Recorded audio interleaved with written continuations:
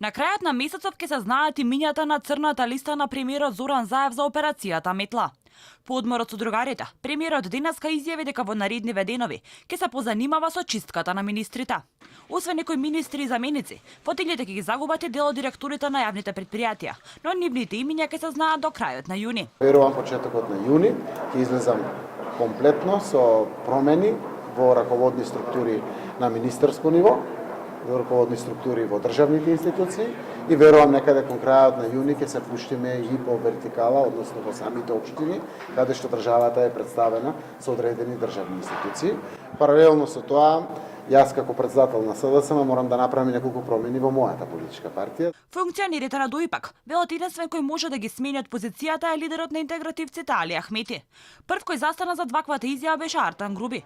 Со неговата изјава се согласува и вице-премиерот за европски прашања Бујар Османи, кој вчера истакна дека за смена на кадрите на ДУИ, кои се дел од владата, може да одлучува само Ахмети и партијата, бидејќи владата била политичка, а не експертска.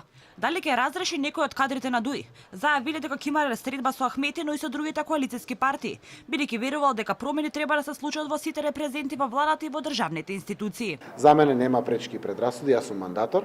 Мојата одговорност е секако да ги согледам овие укажувања на граѓаните, да постапам по нив, да направам соодветни корекции и понатаму самите институции да си постават. Тука е парламентот, секако јас сум само предлагач како мандатор, кога се работи за министерските места, кога се работи за директорските места, тука е владата.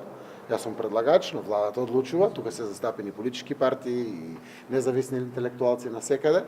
Иако Заев не кажа кога ќе биде средбата, Осман истакна дека уште денеска ќе го договориле со станокот. Тој дури и посочи каде ќе биде потребно дополнително зајакнување. Додека Заев го подготвува списокот, речиси сите министри се уверени дека не се на листата. Па деновиве на пресконференција фале работата на тимот околу нив. Почнува нови проекти, кажуваа колку се вредни. Сепак, велат последниот збор ќе го имал Заев. Анализите се во тек, премиерот е тој кој што ќе ви го даде одговорот нормално. Јас комплетно сум релаксиран од тоа прашање. Тоа е работа на премиерот Заев. Јас верувам во неговото политичко искуство. За така наречената метла, делот аналитичарите велат дека на власт е бил потребен темелен ремонт, а не козметички интервенции. Па така, потребна била нова стратегија за работа, а не само нови луѓе кои би правеле слични грешки.